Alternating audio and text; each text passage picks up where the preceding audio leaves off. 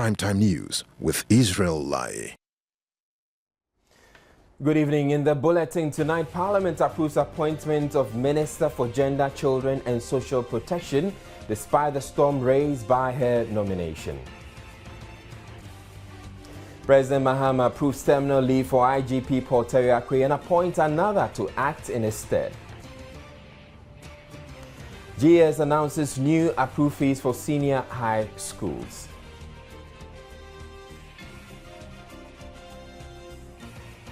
In business, how would you like to not only retrieve your funds from the ATM but deposit as well? It should soon be possible for you to do that. Now, all these plus sports, business and showbiz coming up shortly.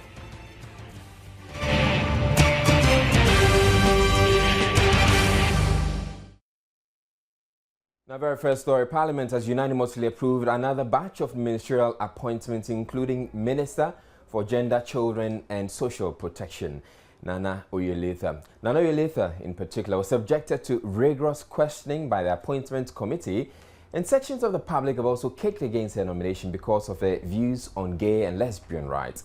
But MP for Boku Central, Mama Yariga, in seconding the motion for the approval of the nominees, defended her stance on the subject. Majority MPs on the Appointments Committee were locked in a closed-door meeting moments before their report was submitted to the whole House. Majority Leader Benjamin Kumbo then took to the floor and registered his displeasure about media reports that sought to discredit the work of Parliament. I would want to register it clearly to honourable members that a meeting did take place, which was a courtesy call, because we now have a new House led by a new Speaker. The clerk and director of public relations were present at that meeting, and the essential issues beyond the normal diplomatic courtesies was to begin to reconnect our Parliament with Congress in the United States of America, to begin to generate very specific issues of capacity building of various committees and individual members of this House. At that meeting, a nominee, Nana Oyelitha, was not part of the meeting. And I can state with all sincerity and the fact that we should shame the devil and speak the truth that the nominee was not present in the meeting.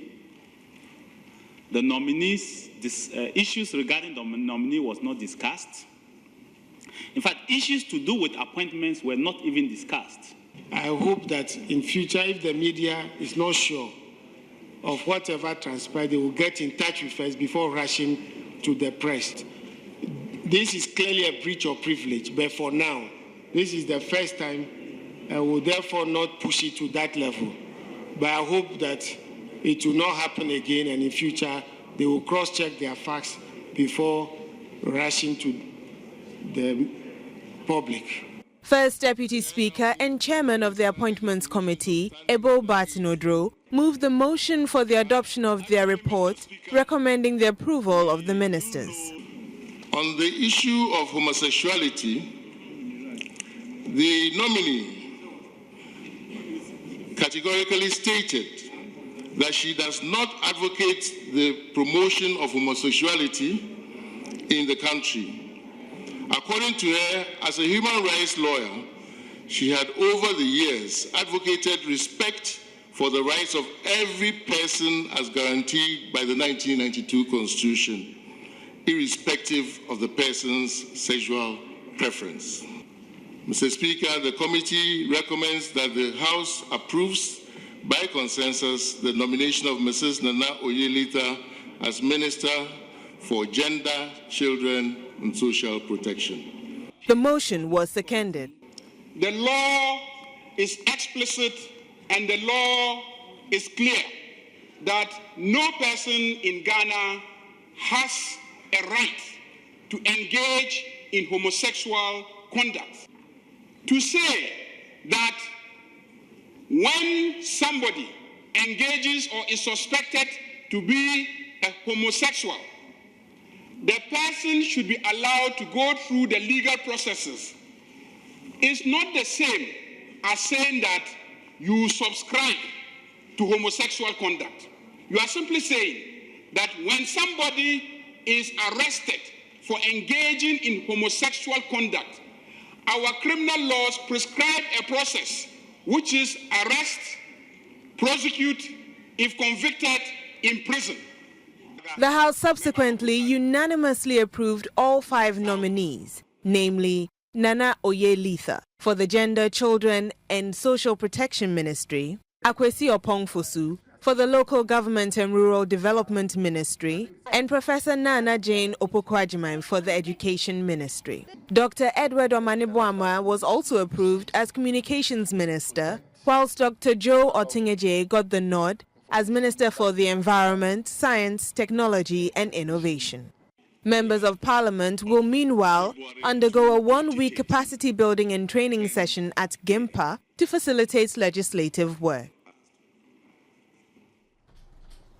Now, President John Mahama has approved a 90-day compulsory terminal leave for Inspector General of Police Paul Toyakwe from 5th February to 4th May 2013. He has further directed that Mr. Muhammad Ahmed Al-Hassan, Deputy Inspector General of Police, is to act as Inspector General of Police until further notice. In a statement signed by Executive Secretary to the President, Raymond Aktogoba, His Excellency the President, on behalf of the people of Ghana, thanked Mr. Kwe for the valuable services he rendered to the state during his career, and especially his tenure of office as IGP. Now, in other news, the management of the Ghana Education Service has approved new fees for second cycle institutions for the 2012-2013 academic year. The new feeding rates of 2.20 pesos per student per day will translate into 205 Ghana cedis per term. The new rate will apply for a period of 3 years from the 2012-13 to 2014 and 15 academic years. Meanwhile, all heads of public second cycle institutions have been asked to note the review and comply. Regional district directors of education have also been tasked to ensure strict compliance to the directive not to charge above these approved fees. We're staying with education, and again the GES is to meet the Conference of Heads of Assisted Senior High Schools over a directive issued to headmasters having to do with the payment of fees by final year students. The meeting is to agree on a reasonable amount to be paid by the students for the number of days they would be staying in school for their final exam when the second term ends. The directive was issued about 2 weeks ago. The problem stems from a conflict between the academic calendar and the timing of the WASSCE exams. The exams comes off between the 9th of April and the 15th of May, some 2 weeks after the rest of the student body go on vacation for the second term at the end of March. The practice has therefore been that school authorities demand that a full term's fees be paid in addition to that of the second term for the final year students for the first time they stay in school for their exams. But this, the GES explains, the parents and guidance complain, is too huge to be settled in a one-off payment. Director of Public Relations, Charles Parker Aloti, says some compromise is needed. We weighed all the options.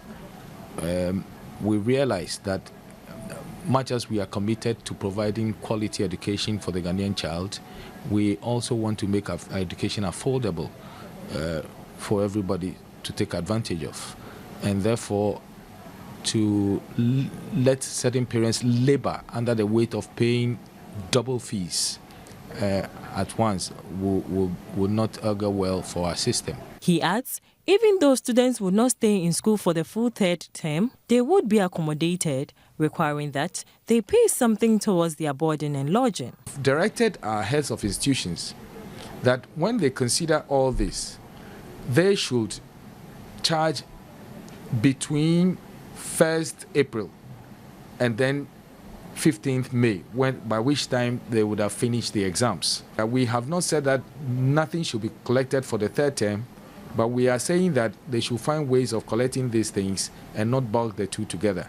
Now, we are in collaboration with the Conference of Heads of Assisted Secondary Schools we have invited the leadership, especially the president, for a meeting, and then we'll look at the tariffs and other things and find a reasonable amount that these students should pay on these things. Meanwhile, some heads of the second cycle institutions in the Aguna West and East districts say they have not yet received official letters from the GES on the directive, but the GES says apart from the letters to the various schools, there have also been media announcements. The Anglo Educational Fund, established by the Womafia of Anglo Togbe Sri III, the MCE for Keta, Honorable Sylvester Tonyava, and chaired by Professor E.Y. Gajakpo, has presented 6,000 Ghana cedis to 13 needy but brilliant students from 7 senior high schools in the Anglo state. Presenting the award, the Awomefia said the motive is to give scholarship to deserving students who cannot further their education due to financial problems. He assured them that the support would be an annual event. This is the second batch of students to be supported. And in foreseeable future, we will assist almost every brilliant but needy child in Angola to get to a height that he or she deserves. Boys and girls who have no aim, they should do everything possible within their mind to take their studies seriously and make sure that the opportunity that has been granted to them are being utilized to a full satisfaction. They hope to do more in the coming year. He tasked the beneficiaries to take their books seriously and to avoid bad company. On his part, the chairman for the fund, Professor E.Y. Gajakpo, said it is important to encourage students to study hard since recent results have not been encouraging. The first criteria is need. You must first be in need. Then secondly, you must qualify to enter senior high school. If you're a girl, we give you priority. Today in total we spend 6,000 Ghana cedis on all of them, and it's just for one term. Every term the bill comes, we pay, but today is 6,000 Ghana cedis. He cautioned the students that if they did not live up to expectation, the fund would be withdrawn. The MCE for Keta, Sylvester Tonyeva, advised the beneficiaries to make good use of the scholarship. The Pressure Group Alliance for Accountable Governance is challenging the Mahama Mr. Arthur administration to come clean with Ghanaians on the Turkey-Iran gold saga, which they say could have international, political and economic consequences. The group adds that if government is found liable, it will be in violation of United Nations Security Council resolutions and could lead to economic sanctions against the country. Reports of the impounding of a charter plane bound for Iran and carrying millions of dollars worth of Ghana's gold has dominated discussions in the media in recent weeks. Government has, however, debunked the stories and called for investigations into the matter. The Medina Division of the Domestic Violence Victim Support Unit has arrested a 33-year-old taxi driver for rape and manhandling. The driver, Solomon Otu, was brought to the station Thursday morning by two young men who chanced upon him trying to have his way with his latest victim. The suspect's latest victim, a 29-year-old female, is said to have boarded her assailant taxi at 3 a.m. on Thursday, 31st January 2013. Unknown to her, the driver, Solomon, was a notorious rapist. A spare taxi driver, Solomon, is said to be fond of raping innocent ladies who board his car at odd hours. On that fateful day, however, two Samaritans came to the rescue of his victim whilst at it at Hachoboshe. According to them, they met the suspect in a taxi cab around Hachu, and they realized that the lady was struggling with the guy in the vehicle, so they decided to get in and see what actually was going on. They, at the end, rescued the lady from the guy who was trying to rape her. So they brought the two to the station and the complaint was taken. ASP Catherine Soprano also tells Joy News how the police discovered another one of Solomon's victims. It was during the time that the complaint was being taken that another lady who was here to report a case against the husband realized that the narrative of the story resembled an issue that a sister of hers reported to her last week on Friday. So, according to her, the sister was also raped in the same manner by a taxi driver. According to her, during the process, the sister bit the ear, one of the ears of the suspect. When we check on this suspect, we realize that one of his ears was also chopped off. So she was admitted after the incident for a week. So we called her from the hospital and she came and identified the guy to be the very person who raped her about a week ago. ASP Catherine Srofenyo advised ladies who board taxis at odd hours to be careful about the cars they get into and preferably commute in pairs so it would be easier to escape such situations. The body of 12-year-old Amamatu Toattenborough, who was swept away by flood waters at Nima some days ago, has been retrieved. The body was found in the storm drain at Abugblushi, several kilometers from the Nima drain, where she was last seen during a heavy downpour. The guardian of the deceased girl at Toattenborough, Ayembobo, tells journalists the body was found by some scrap dealers who chanced upon what they thought were human limbs sticking out of debris. He tells journalists Amamatu was buried the same day her body was discovered. He explains they could not hand it over to the police because it had already started decomposing, but insists they got clearance. Amamatu Toattenborough was said to be bathing together with her friends close to the edge of the drain when the floodwaters carried her away.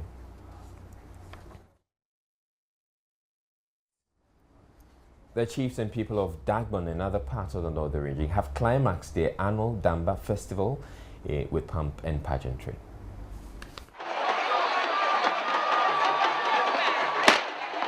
The occasion saw a colorful display of Dagwon culture as chiefs rode on horsebacks and took onto the streets amidst drumming and dancing and firing of gunshots by warriors of the various chiefs.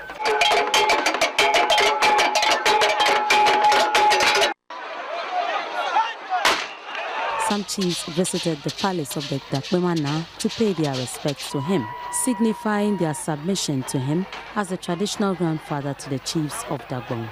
The Tamale township came to a standstill as some of the major roads were blocked and residents lined up the streets to the palace of the Dakwemana, cheering the visiting chiefs. The police was present to maintain law and order. The situation was no different in Yendi as large crowds of enthusiastic youth thronged the Gbewa Palace, dressed in their colorful smocks of varying sizes and shapes as they responded to the throbbing beats of the gong gong.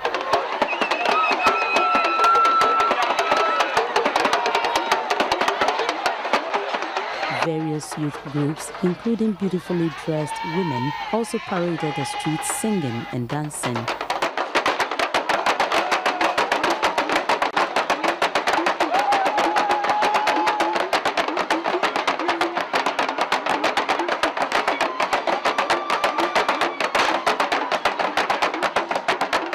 Tourists were not left out. They took pictures of the sights and sounds of the event. In a message to the people of Dagwon, the Royal Regent of Dagwon, Kampakuyana Abdullahi Yakubu Andani, asked the celebrants not to use the occasion for only merrymaking, but to regard it as a time to reflect on the future of the area. Similar festivities were observed at Damango, Nalerugu and Bimbila, where the paramount chiefs of those areas led their people to commemorate the event. Damba is an annual traditional festival of most ethnic groups in the northern region. The event, which is a blend of Islam and tradition, is celebrated by a majority of the Muslim-dominated communities in the north, including Dagombas, Nanumbas, Gonjas, and Mamprisis.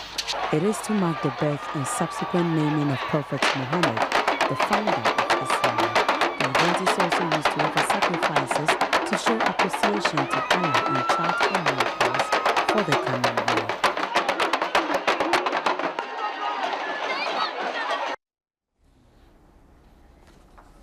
On to a quick programming note. He is a true son of the land who believes in originality and having a true identity. His rhythm and melodious tunes are so indigenous and inspired by his deep-rooted culture. His name is Amanziba, the son of tradition. His musical journey started with Nakorex Amanziba Nadbru is our guest on PM Express Personality Profile tonight at 9 p.m. So do make a date.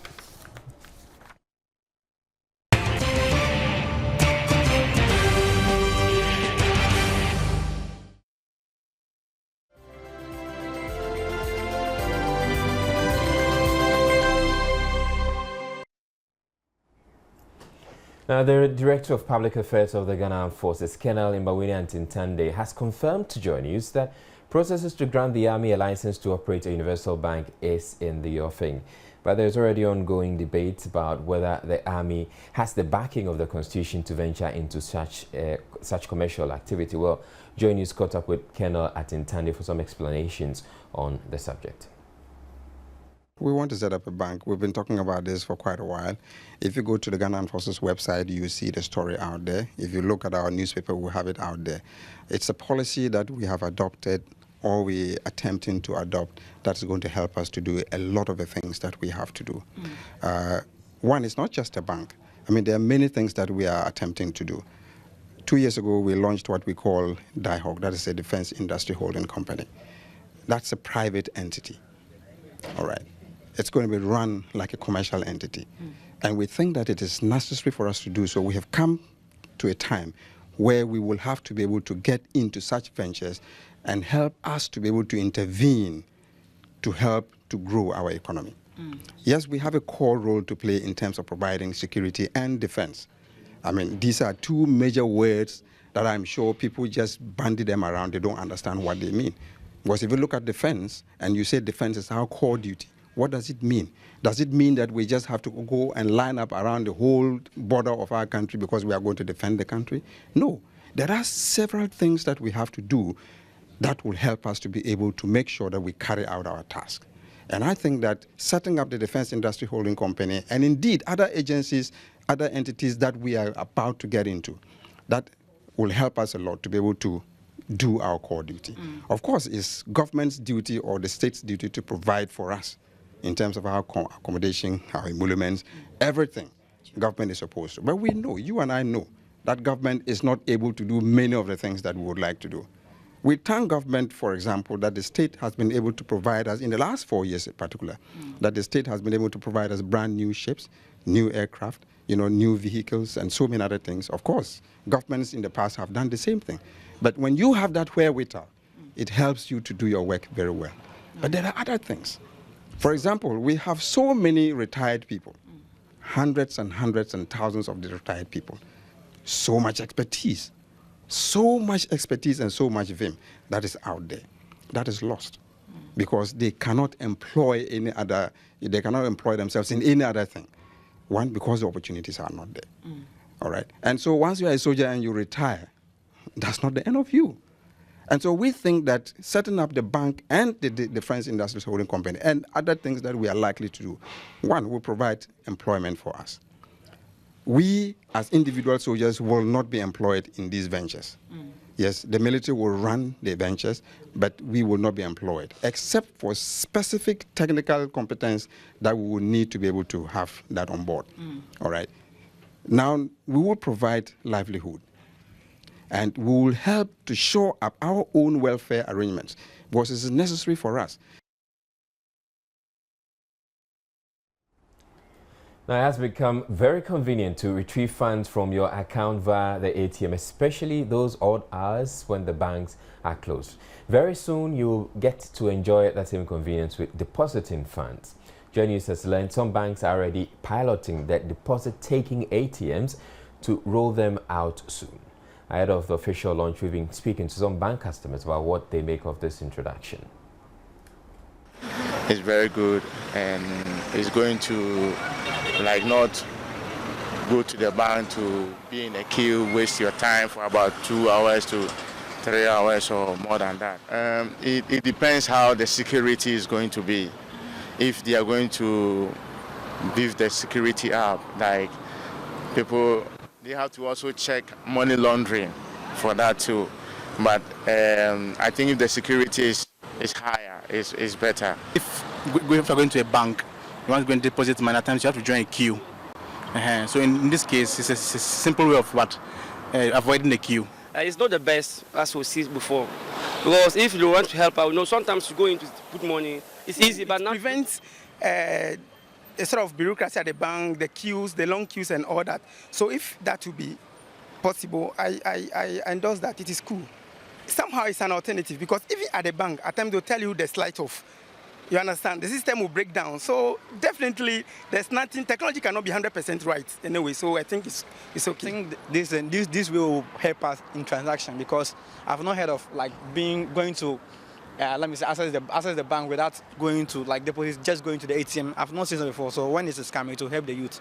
Read that to know, like, it will make transaction very easy, because without going to being a key or something, just go to the ATM and just put your money inside. I think it will help. It's very encouraging, so we hope to see it. Everybody will be rushing to go to the ATM and just make a deposit. So that will be the negative side. The positive side, I think that it will help in transaction. It's a transaction of money. Media network operators in Ghana can now expand their transmitter networks with new technology from the Italian firm Elenos. These transmitters offer some of the most energy and cost-efficient solutions for the market. Elenos is a world leader in high energy efficient FM transmitters. Gifty Ando Apia caught up with officials of the company for an interview on the efficiency of the new transmitters.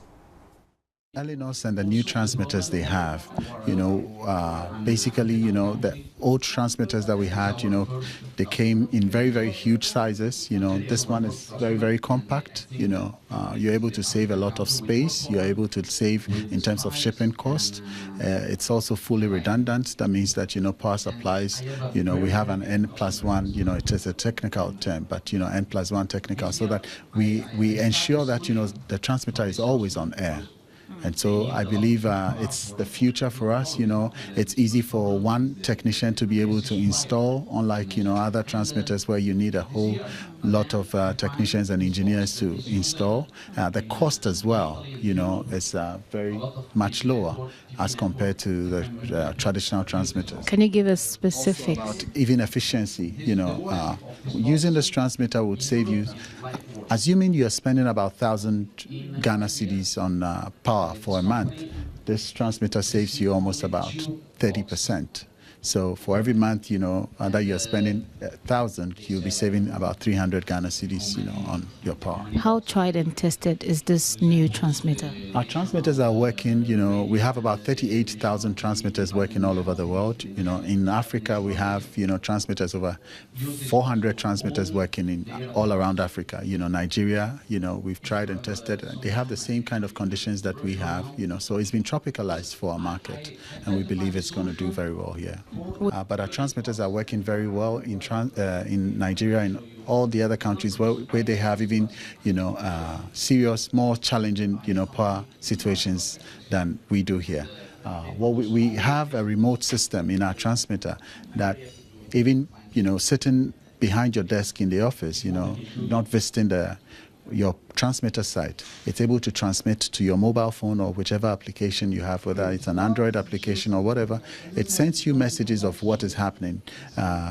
It is able to tell you, what temperature, the transmitter is at, and what the outside temperature is. If you need to increase power, you're able to increase it by sending just a text message, to the transmitter.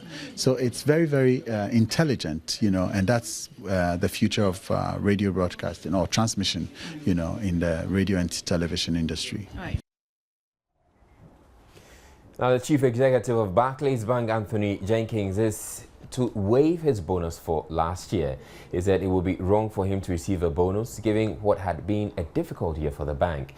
It is thought Jenkins was in line to receive about £1 million.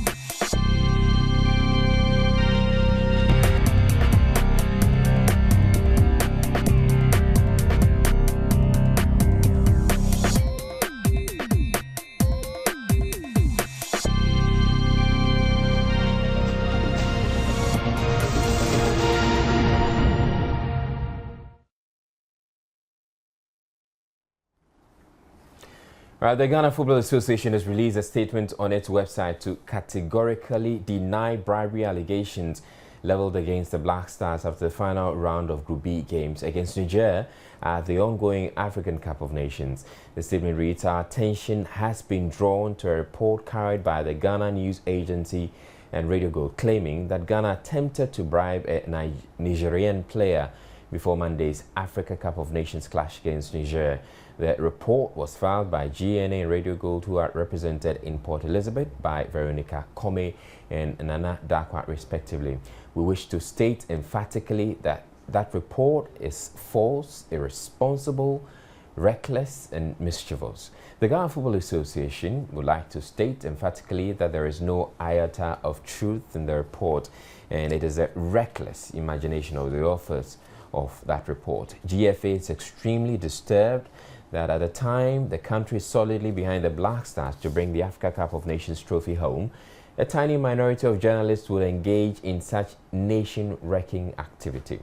Inasmuch as the GFA will strive to create opportunities to enhance the work of the media during this tournament, we will not condone acts meant to tarnish the image of the country. We want to assure the people of Ghana that the team is focused on the campaign at the Africa Cup of Nations, and with God on our side, we will secure victory against Cape Verde on Saturday." And that was a statement coming from the GFA on the allegations of bribery leveled against the Black Star players. In other sports news, Association of Nigerian Prostitutes has congratulated the Super Eagles of Nigeria for moving on to the quarter-final stage of the Orange African Cup of Nations in South Africa 2013, urging them to go for gold. The association, in a statement issued through its National Secretary Jessica Elvis, urged the national team to make the country proud by moving on to the finals and returning with a trophy. And they stated a statement, we quote, and the quotes, "We want to congratulate the Nigerian national team, the Super Eagles, for qualifying for the next round of the competition. We want to assure them of our usual support and partnership. We want them to bring back our lost glory in football. To show our support for the national team, we'll be declaring 1 week free sex if the Super Eagles can win the trophy," she added. Investigation revealed some members of the association are in South Africa supporting the national team. The Super Eagles will be confronting the Ivorian national team, the Elephants, in a knockout stage on Sunday.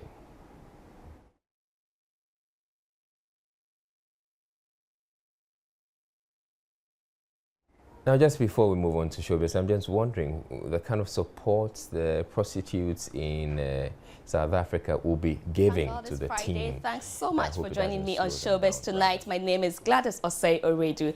Author, motivational speaker, singer and television host Michelle McKinney-Hammond is set to roll out her maiden event, Divine Inspirational for Victorious Attitude, DIVA for short, in Ghana. The event, which comes off tomorrow, aims at creating platforms for networking as well as personal development for participants. Proceeds from the DIVA principle will go to support the Ebbie May Foundation. Seeing Michelle Hammond for the first time, one may think she's not Ghanaian. Truth is, she is a native of the Central Regional Capital, Cape Coast.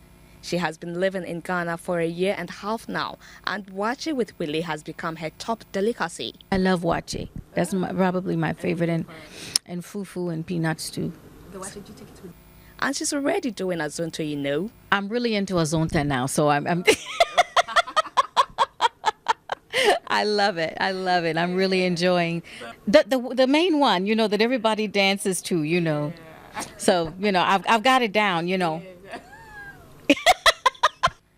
The Divine Inspirational for Victorious Attitude, DIVA, is an event she had been doing back in the US, and she has decided to bring it to her motherland now that she has relocated. And when I lived in the States, I had many DIVA events. So now that I'm living in Ghana, I'm launching my first one, which is a DIVA High Tea, and it's a fundraiser for the Ebbie May Foundation that's building a school for the village children in the eastern region. So I'm really excited because I believe in giving back to our people and supporting the children and women so that we build an excellent society. So I'm really excited about it. Her passion is to give relevant and workable solutions to people's questions based on timeless spiritual truths. According to Michelle, tomorrow's event, the Diva High Tea, is a fundraising event for the Ebby May Foundation. She explains further. Out in the world, there's a very philanthropic kind of a mindset that people look for causes to champion.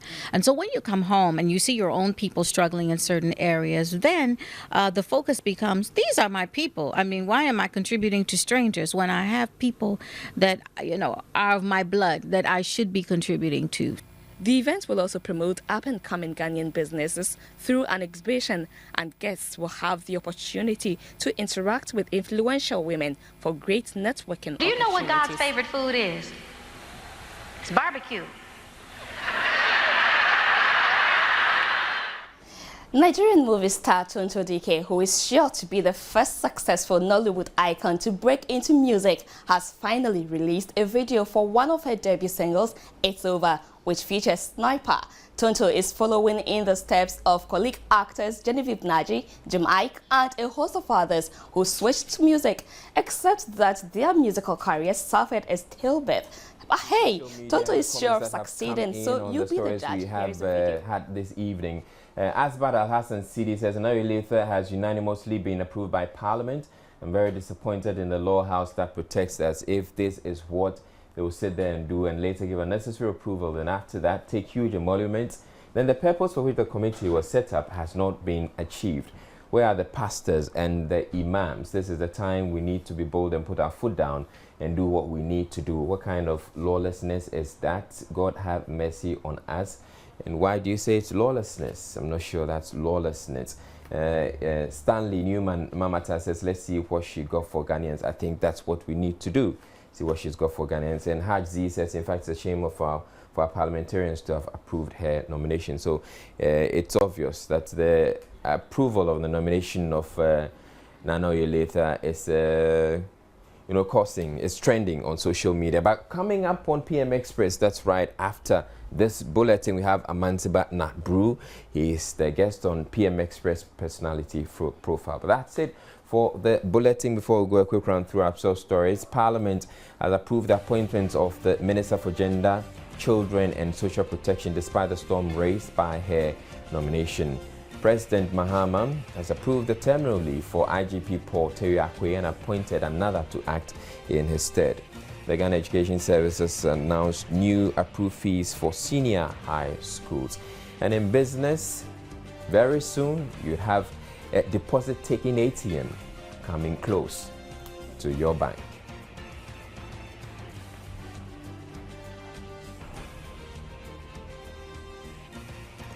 And that's it for the bulletin. For more news, log on to myjoyonline.com. My name is Israel. Have a great weekend.